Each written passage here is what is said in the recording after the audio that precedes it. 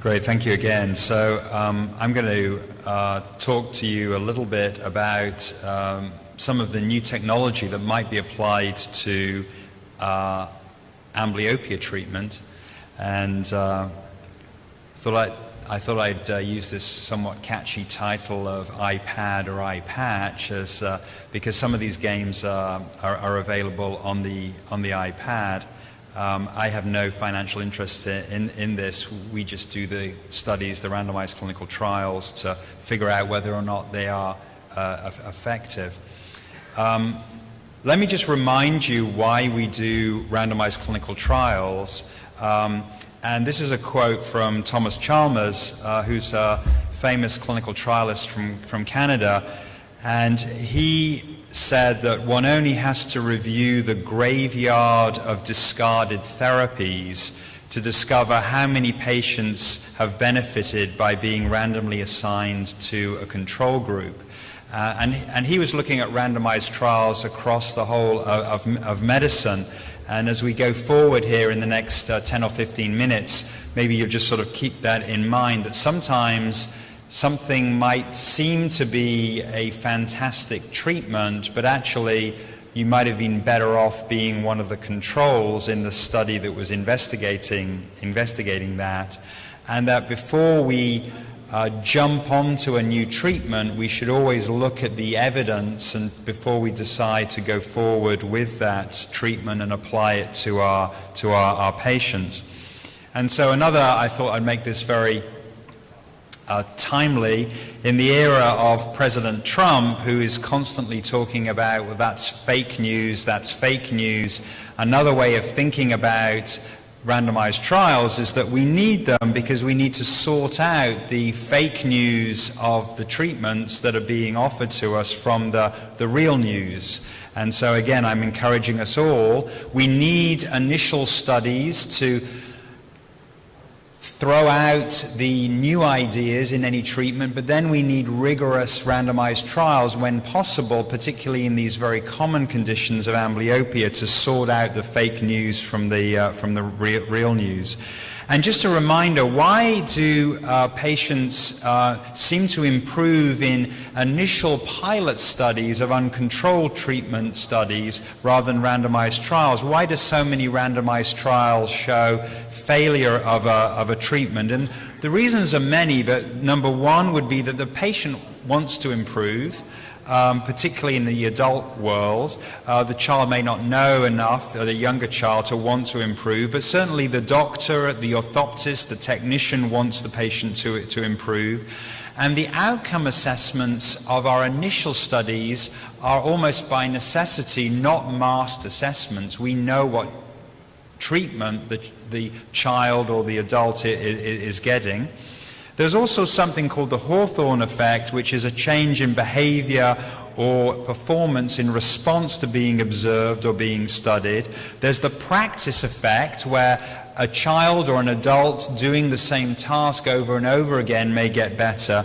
And there's also something called statistical regression to the mean, which I'm showing you in this slide, where a patient starts with a visual acuity and will tend to improve with variability, particularly in a situation when we're enrolling with a worse visual acuity. We're not enrolling when the child has a trough, but when the child has a poor visual acuity and then comes back and actually has an improvement on average. So this idea of regression to the mean occurs when we do our initial pilot studies, when we do our initial single-arm studies, but that's why we do randomized trials, because this regression to the mean effect is now similar between our control group and our experimental group. And also, randomization, it actually minimizes the bias of even unknown factors. Known and unknown factors are now divided between the two groups. Hence the reason why PDIG, as we've talked about in the last two talks, is doing mostly randomized clinical trials.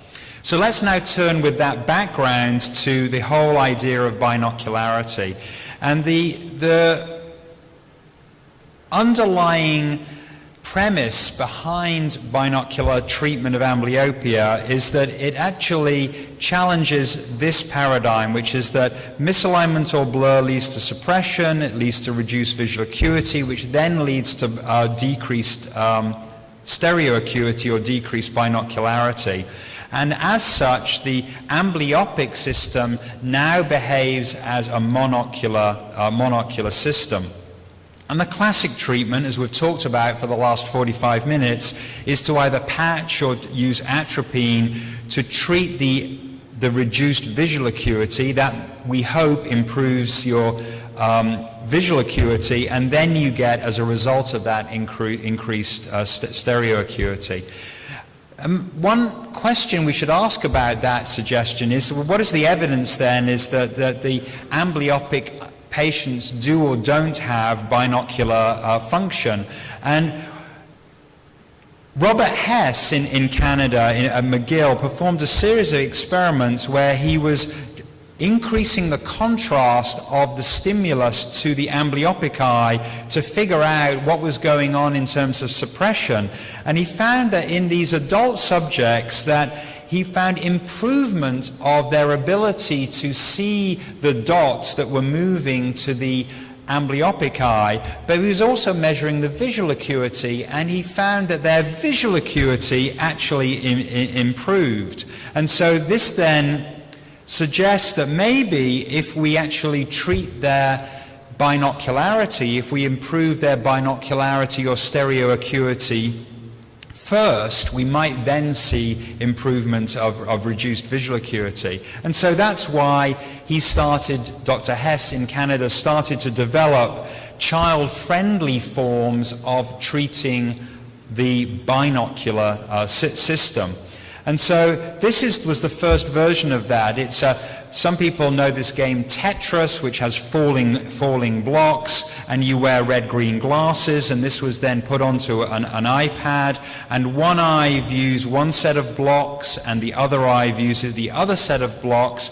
The sound eye, or the non-amblyopic eye, views them under low contrast. And first, you need to align the elements of the game, and this is done using this Nonius cross, and this allows you to treat children up to 10 prism diopters of misalignment. If a child has a large misalignment, they can't do this. And then after you've aligned the cross, now you're set to go. And what you do then is you build these walls, and again the amblyopic eye is seeing the high contrast image, and the non-amblyopic eye is seeing the low contrast image, so that the child is playing this in a binocular fashion. As the play continues over the days and weeks, then the contrast is increased in the non-amblyopic eye, and so that they become more and more equal. But the key is they start out at very different contrasts. So the initial pilot studies were extremely encouraging, and we thought this is going to revolutionize the treatment of amblyopia. And so what we did is we did a randomized clinical trial where we took children, and half of them received the binocular iPad game, and half of them received the standard treatment of patching. And we did a masked assessment of visual acuity. The visual acuity testers did not know the group that the child was assigned to, and we did a final test of visual acuity at 16 weeks. And we designed this study as a non-inferiority study, which was asking the question, is the binocular treatment non-inferior to patching? Because you've already seen the data that Farouk and myself have shared with you, that patching is clearly an effective treatment. So we had 190 children randomized to the binocular group, 195 randomized to the patching group. And what were the primary results? Well, we saw improvement in both groups, in fact.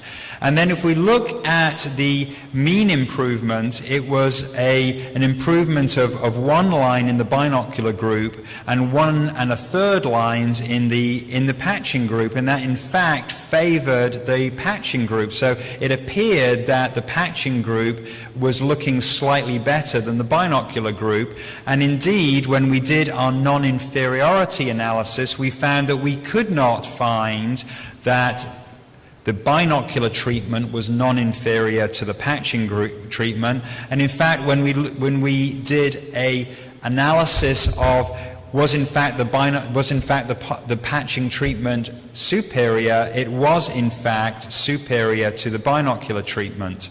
So our summary then, and again in stereo acuity there was no improvement actually in either group in this particular study. So although technically from a statistical standpoint, because we didn't prove our hypothesis that it was not non-inferior, when we did a post hoc analysis we could conclude that it was not as good as. So this is an example of a study where it would have been better to be one of the controls, and that's why I introduced this talk by sometimes it's better to be a control, because the children who had the patching did actually better than the children who received the binocular treatment.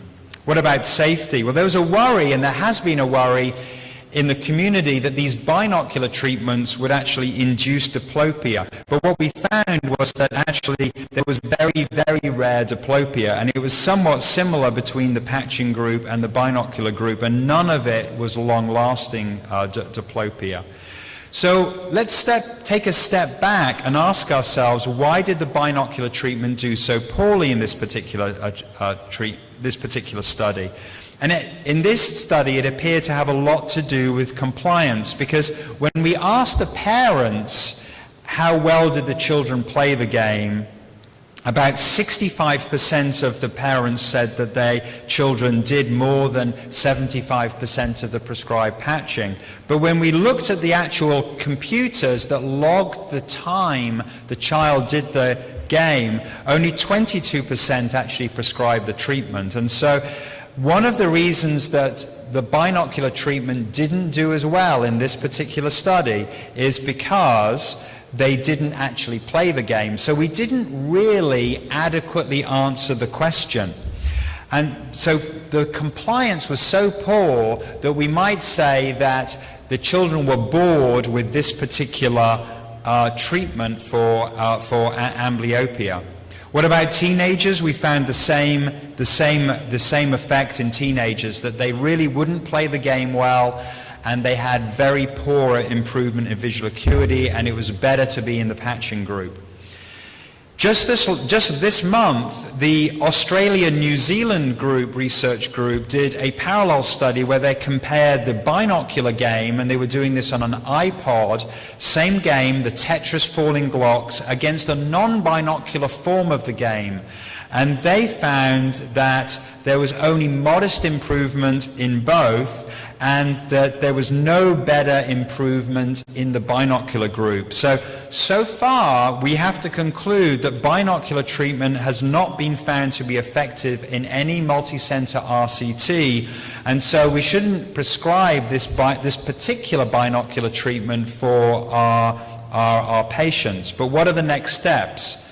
Currently what we're doing is that we're trying a much more engaging game, and if you look at the video on the right there, you can see those little miners that are actually digging for gold. This is a much more engaging game, and it actually has 42 levels, so it's much more like a game that children would play, because they get stars, they get rewards, they get to buy different equipment, they get to avoid volcanoes and molten lava and that sort of thing.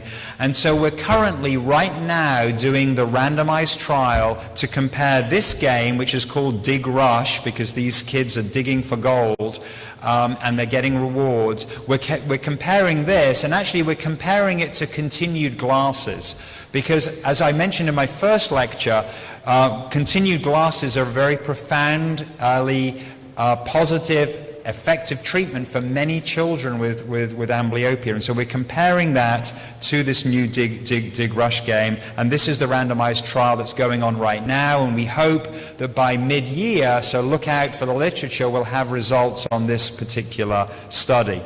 So I would use this expression that the jury is still out, which means the decision has not been made yet on these binocular treatments for amblyopia. And I would actually say in January 2018, the eye patch is still ahead of the iPad when it comes to treatment of amblyopia. Thank you very much. I want to call Dr. Farouk and Dr. Holmes for the stage here for questions.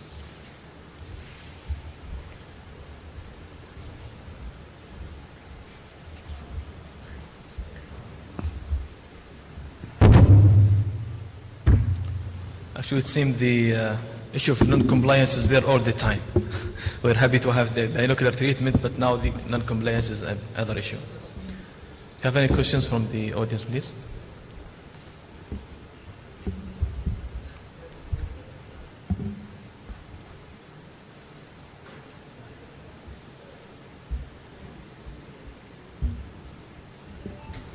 I think just to re-emphasize that the PEDIC investigative group have told us and taught us a lot regarding treatment of amblyopia, and particularly the hours of patching, from full day patching to 2 hours patching. The problem I found in patients who are in the 7 to 13 group, 7 years to 13 years of age. Many ophthalmologists stop patching at 7 years.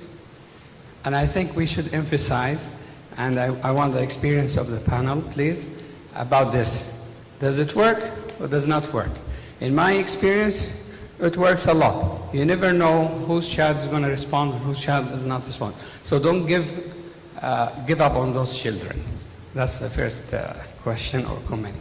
No, that's great, a great question. And Farouk mentioned it, which was that when we did the meta-analysis and we looked at children under 7 and over 7, what we found were 2 important things. One is that the children over 7 on average responded less, but, and you just mentioned it, there's a lot of individual variability in their response. And so the expression I like to use is that you cannot predict which children will be super responders. And there are still some potential super responders in the 7 to 13-year-old age group, and therefore a trial of reasonable therapy is, I think, very rational. And when I say reasonable therapy, that's why using something like 2 hours a day of patching can be something that can be incorporated into a child's life and not interfere with their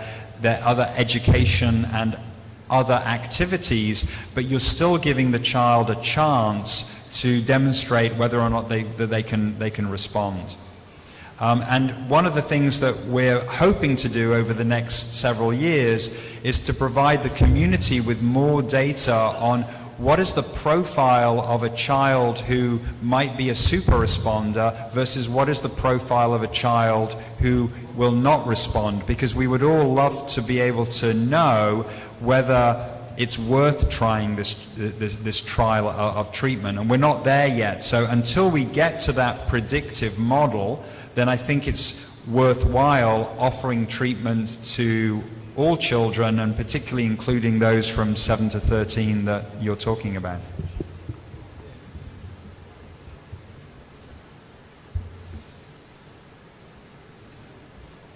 Pushing it. Now it's better. One more, I think, comment that I can make is this age group is more amenable for different optical penalizations like contact lenses. So that's another thing to keep in mind. We in our clinic, we have good success with these kids that you can penalize the good eye through a contact lens treatment too. A lot of times they don't want to wear the patches because of it's not fashionable. So that could be a one way around it. I don't know you agree. Right, I think that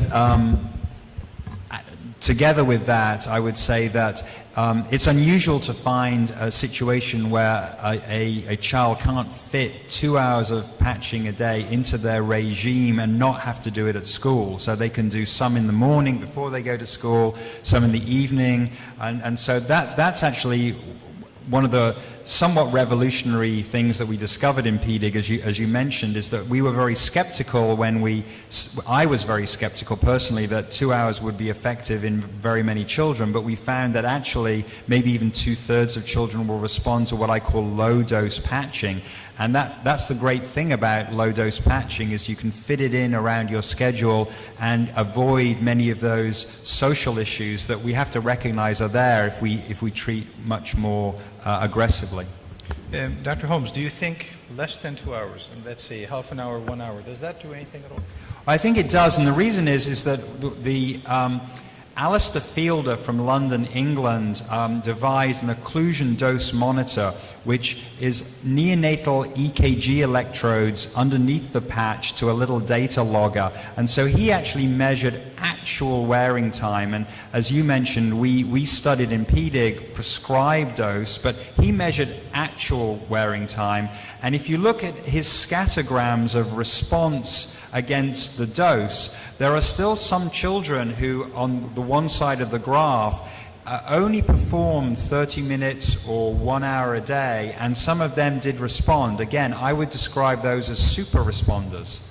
There are, however, on the other hand, some children who really did 11 or 12 hours a day and actually had no response. And those children, on the one hand, deserve further investigation, a more careful look at their optic nerve, at their macula, those types of things. But also there may well be this small group of children who are resistant amblyopes, and that is an area that we need to do more research in and figure out better treatment. So we have never said from PDIG, and we always get criticized as, 2 hours a day doesn't work, but you have to see this as the glass 3/4 full and not a quarter empty, because 2/3 to 3/4 children respond to low dose, and you can reserve the more intense therapy for the children who don't respond that way. You're saving many families from the agonies of having to do high dose treatment.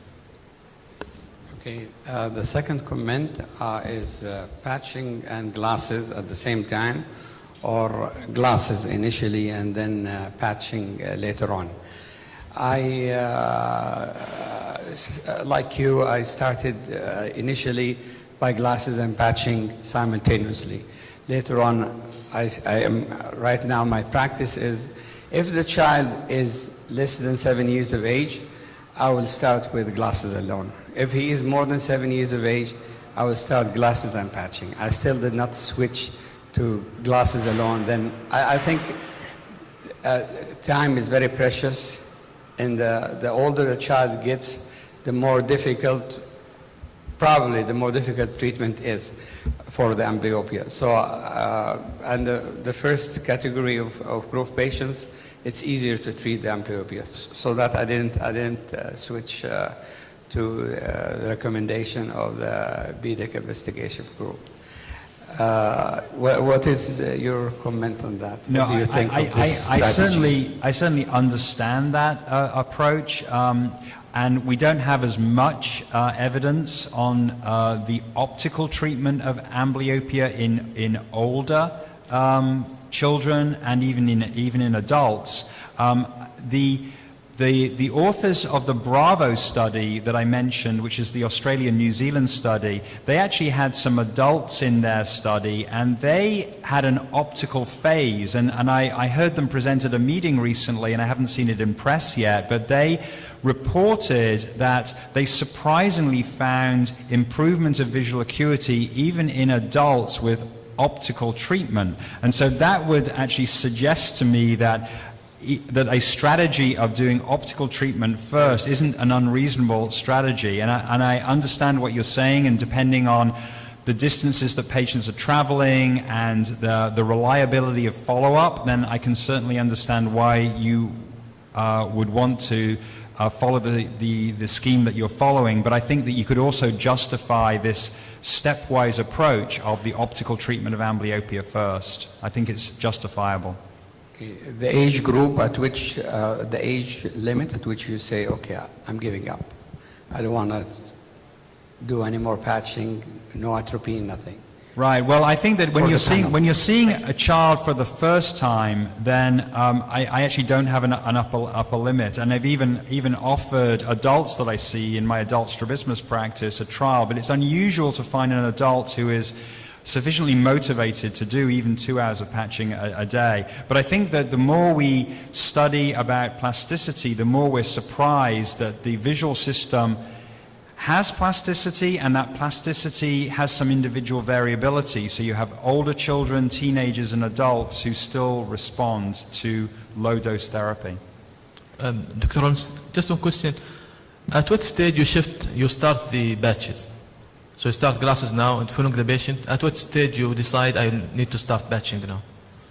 So what I do practically is I give the child at least 8 weeks, and depending on the distance they're traveling, sometimes 16 weeks in glasses, in optical treatment. If at 8 weeks they show stability and they haven't improved, then I will start. At around 16 weeks or 4 months, something like that, we see very little continued improvement, and Alistair Fielder has published on that, and from the graphs that I showed, you can see that very few children continue to improve after about 4 months. So from a pragmatic standpoint, either 2 months or 4 months of glasses treatment, and then at 4 months they've gotten probably all the improvement they're going to get, and if they still have amblyopia, then I would start. I want to make one comment and one question. I'm happy that you mentioned in your talk that we don't like to stop patching cold turkey. And my experience with treating amblyopia is that in many cases, after reaching 20/20 or the desired level of visual acuity, if you stop patching, all of a sudden, many of them regress. So I have a routine in which if I'm patching, for example, 4 hours a day, then and they reach 20/20, then I would taper off the patching, like 3 hours a day for 1 week, 2 hours a day for 1 week, and 1 hour a day for 1 week. And despite that, you will still have cases that will have regression, and those are that keep on maintenance patch, like weekend patch, 2 hours a day on weekends for the next 6 months, just to keep them at that same level.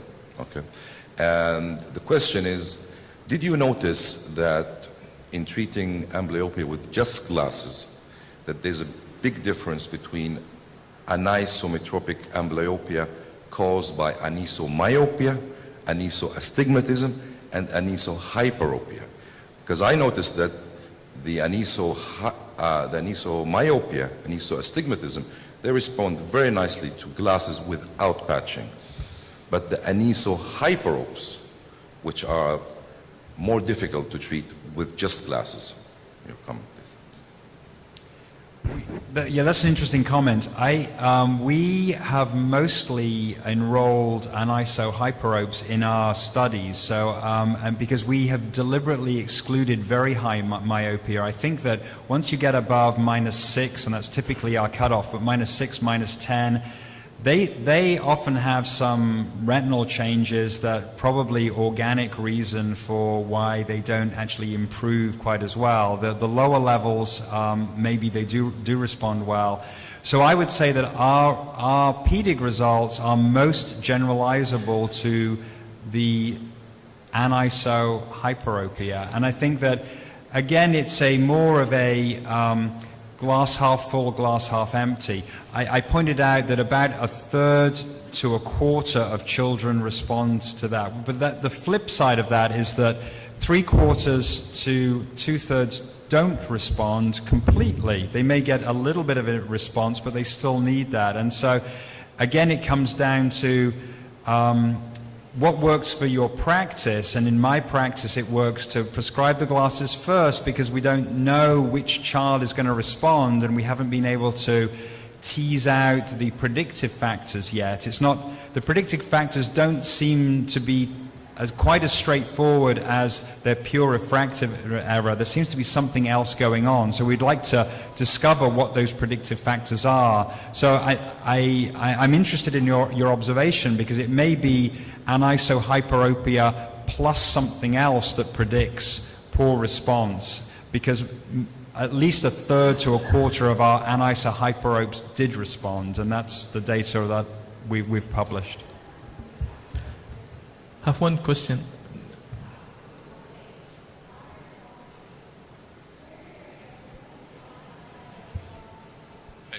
Good. I do agree with Dr. Holmes, but in my clinic, I think I see the astigmatism becoming a more issue than hyperopia. There are, I think, two reasons for that. One is the children have difficulty more adjusting to the glasses itself, especially if there's a big difference in astigmatism. And if you wear glasses, especially astigmatic glasses, you would know when you get new glasses, especially if the axis or anything has changed drastically, it takes some time to adjust to it. Especially kids kind of are thrown away with that. I think compliance is affected with astigmatism. The second thing is when the glasses are not straight in their face and the axis is wrongly assessed or wrongly made in the glasses, then that becomes a problem. So I think the astigmatism per diopter on the amplitude on what is I think more refractory in my clinic is more astigmatism is affecting that resilience more than the hyperopia and the myopia. I have one question only, Dr. Please, my question about using atropine with plano lens in a patient with accommodative esotropia. How does it affect the angle of deviation? Because it maybe create a strabismic amblyopia. Because using the plano lens with atropine, it definitely will affect the angle of deviation. So how we can manage this? Yeah, that's a problem. I mean, thankfully those children are relatively rare. But in that very specific situation of profound amblyopia and